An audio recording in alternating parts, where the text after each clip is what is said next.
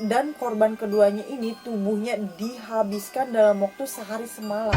Hanya tulang dan organ dalam korbannya ini yang tidak disentuh. Halo semua, assalamualaikum warahmatullahi wabarakatuh. Selamat datang kembali di channel YouTube aku. Buat kalian yang baru gabung, langsung aja klik tombol subscribe di bawah, karena subscribe itu gratis. Oke guys, kali ini aku akan menceritakan sebuah cerita kriminal, di mana cerita yang satu ini adalah cerita dari orang yang melakukan kanibalisme. Kisah ini terjadi di Indonesia loh guys. Apa kalian tahu? Pasti tahulah ya, soalnya udah tahu di judul video ini. Ya, aku akan menceritakan tentang seorang yang bernama Sumanto yang pernah melakukan kanibalisme di tahun 2003 lalu. Tapi guys, apa kalian tahu apa itu kanibalisme? Jadi, kanibalisme itu adalah makhluk hidup pemakan sesama, guys. Langsung aja kita lanjut ke ceritanya. Cekidot. Sumanto ini adalah seseorang yang dikenal karena kasus kanibalisme pada awal tahun 2003. Namanya ini dikenal secara luas di Indonesia karena terlibat kasus pencurian mayat dan memakannya. Karena dipercaya bahwa hal menakutkan itu akan memberikan kekuatan batin supranatural. Pada saat itu, dia mengaku sudah memakan 3 orang di tempat yang berbeda, yaitu di Lampung dan Purbalingga. Kepercayaan Sumanto ini didasarkan oleh kepercayaan mistis lokal, dan bahkan banyak orang dan para ahli mengatakan bahwa si Sumanto ini mengidap penyakit jiwa. Emang gila sih ya, makan mayat hidup. Dan karena perbuatannya, Sumanto ini dihukum pidana selama 5 tahun. Tapi akhirnya dibebaskan pada tanggal 24 Oktober 2006 yang pada saat itu bertepatan di hari Idul Fitri. Setelah beberapa kali mendapatkan remisi, dia pun ditampung di rumah rehabilitas Anur di Purbalingga. Dan alasan lainnya kenapa akhirnya Sumanto yang ditempatkan di pesantren, karena waktu itu kembali ke kampungnya masyarakat desa yang tidak menerima dia kembali di sana. Sebelum masuk ke kronologi cerita kanibalismenya, kita akan flashback gimana latar belakang dari si Sumanto ini guys. Oke, dia lahir pada tanggal 3 Maret 1972 dan dia merupakan anak sulung dari 5 bersaudara. Masa kecilnya ini termasuk yang berkecukupan karena orang tuanya ini banyak mendapatkan warisan dari nenek kakeknya. Pada saat itu, Sumanto menempuh pendidikan sekolah dasar di SD Negeri 1 Pelumutan Purbalingga. Dan dia dipanggil oleh teman-temannya dengan nama Suman. Jadi guys, waktu kecil ini si Sumanto ini sudah memang terlihat badung, atau memang dia sudah nakal dari waktu sekolah SD. Dan akhirnya dia luluslah dari sekolah dasar. Tapi pada saat itu dia berniat untuk masuk ke sebuah SMP unggulan, tapi terhalang karena nilai Eptanas murni atau NEM-nya ini nggak cukup. Tapi dia pengen banget masuk SMP unggulan tadi. Terus dia ngulang kelas 6 SD-nya biar cukup NEM-nya itu. Pada akhirnya cukuplah NEM-nya untuk masuk ke SMP unggulan. Sekolah SMP-nya ini berjarak sekitar 3 km dari rumahnya. Inilah yang memaksa Sumanto ini harus jalan kaki setiap hari pulang pergi sekolah. Dan aktivitasnya setelah pulang sekolah adalah mengembala kambing dan memotong rumput-rumputan. Terus sore harinya dia belajar ilmu agama di masjid sekitar rumahnya. Udah berubah lah nih dia menjadi agak baik ya guys. Dan biasanya malam harinya itu selalu dihabiskan untuk nonton layar tancap di area kampungnya. Kalau sekarang mah nobar kali ya guys. Dan akhirnya bertahun-tahun kemudian berlalu, kesulitan ekonomi pun mulai melandai keluarganya.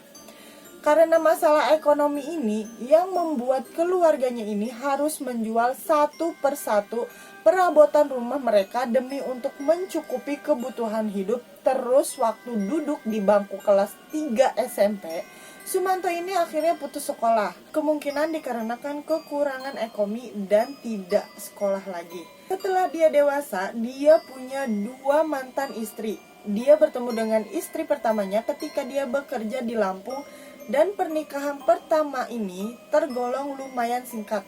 Karena faktor kekerasan rumah tangga atau KDRT, memang si Sumanto ini kasar ke mantan istrinya ini. Baru setahun setelah dia bercerai dengan istri pertamanya, dia menjalin hubungan dengan seorang janda warga Lampung juga, yang bekerja di tempat perkebunan tebu dan juga merupakan tempat kerjanya si Sumanto itu. Mereka menikah di tahun 1993 dan dikaruniai seorang anak perempuan. Jangan tanya anaknya di mana ya. Damn!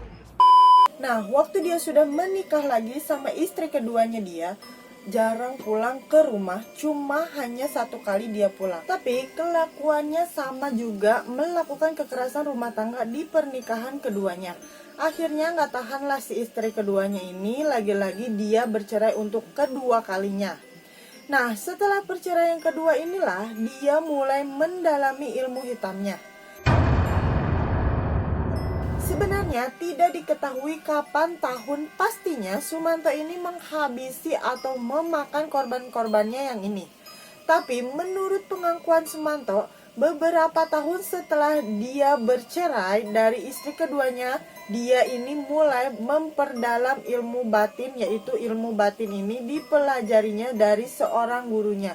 Konon katanya ilmu batin yang didalami oleh Sumanto ini adalah ilmu hitam.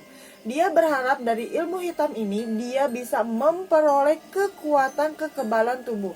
Nggak bisa dibacok, nggak bisa ditabrak, dan selalu awet muda sampai bisa menghidupkan orang mati.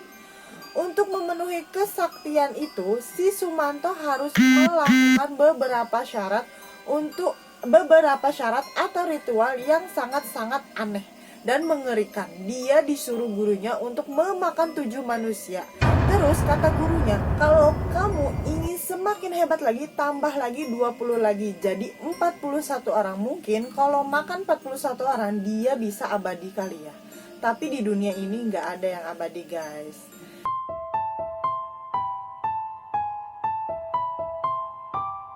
Tapi Sumanto ini hanya memilih syarat yang paling sedikit. 7 orang aja guru, kata-kata dia kan. Tapi waktu ditangkap, Sumanto mengaku hanya membunuh 3 orang saja. Korban pertamanya adalah kawan seperantauannya. Dia yang juga kerja di pabrik gula Lampung di tempat dia bekerja. Korban keduanya adalah seorang penjahat yang sedang mencoba merampoknya di jalan.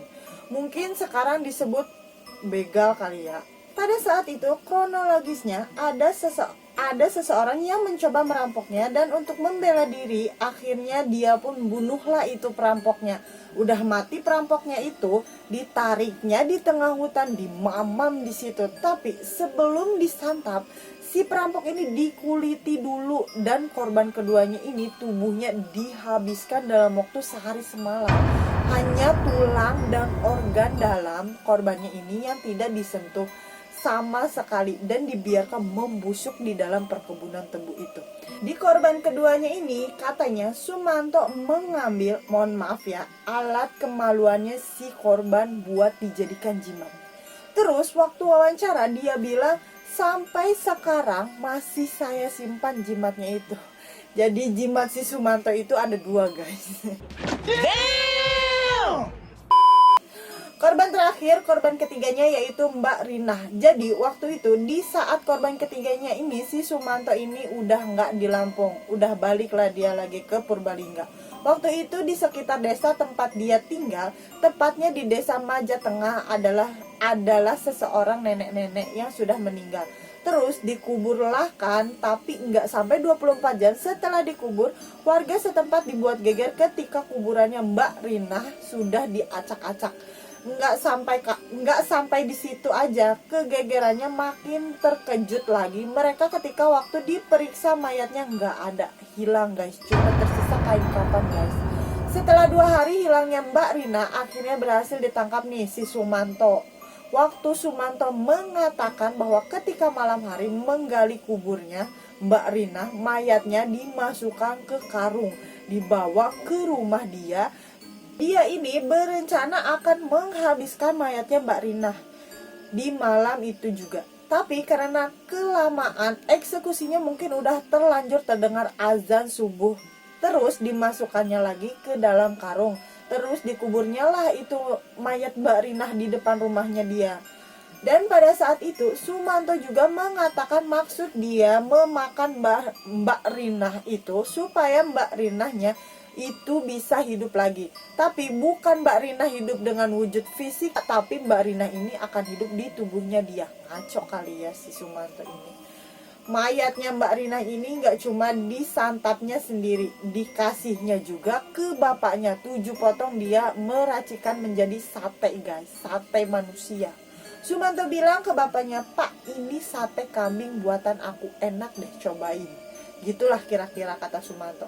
Si bapaknya pun menjawab, "Tumben-tumbenan nih, ya udah sini bapak makan." Mungkin gitulah percakapan mereka. Pada saat mengeksekusi kuburan Mbak Rinah ini, dia mengaku bahwa dia menggali kuburannya Mbak Rinah dengan kedua tangannya, nggak pakai cangkul, nggak pakai alat bantu. Terus udah terbukalah itu kuburannya, kain kafan yang mengelilingi Mbah Rinah dicopoti, yang ditinggalkannya kayak gitu aja. Dia masukkannya ke dalam karung plastik, terus diangkutnya mayat Mbah Rinah ini pakai sepeda ontelnya menuju balik ke rumah dengan jarak kurang lebih 1,7 km.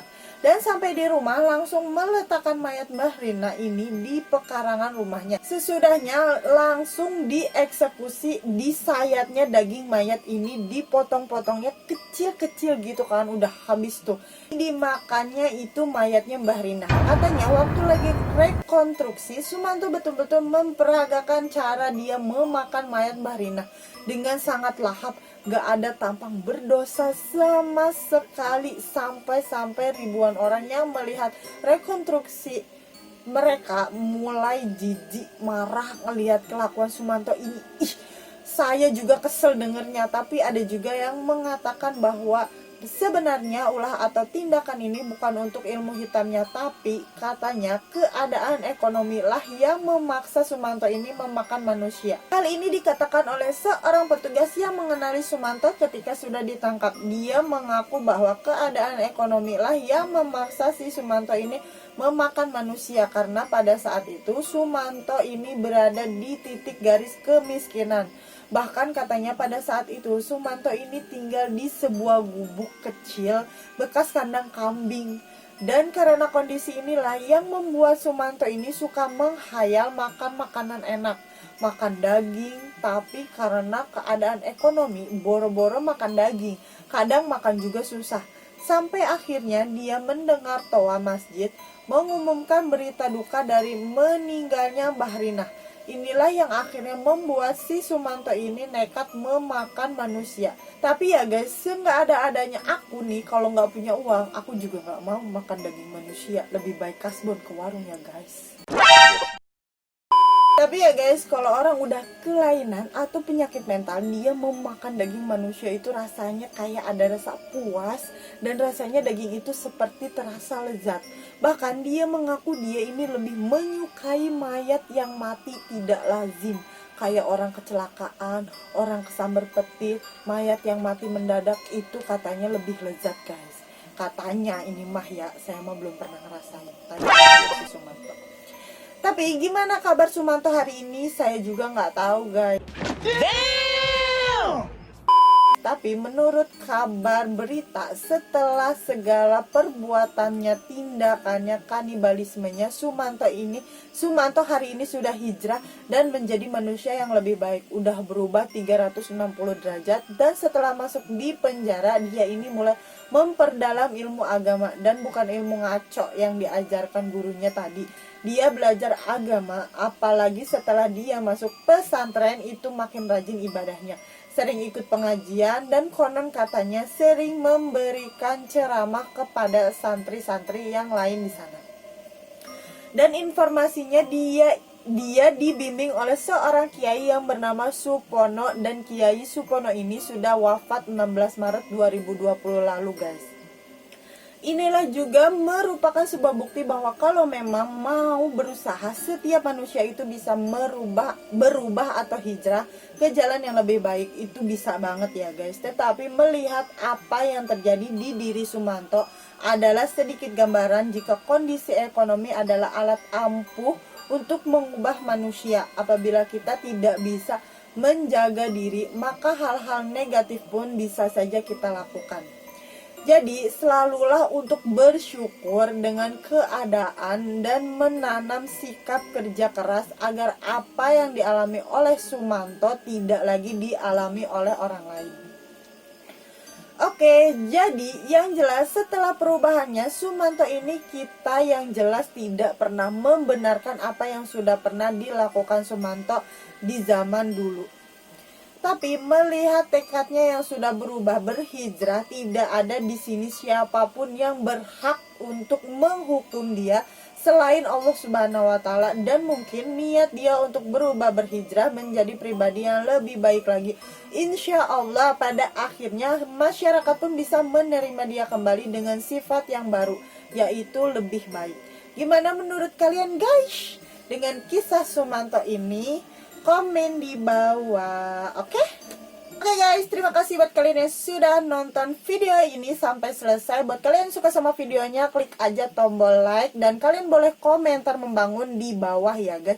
Buat kalian yang belum subscribe, langsung aja klik tombol merahnya dan nyalain loncengnya biar gak ketinggalan video-video terupdate dari channel aku. Nah guys, buat kalian yang mau request, aku bakal ceritain tentang kisah apa selanjutnya di video aku selanjutnya. Kalian boleh komen juga di bawah ya guys. Terima kasih semuanya. Cukup sekian. Wassalamualaikum warahmatullahi wabarakatuh.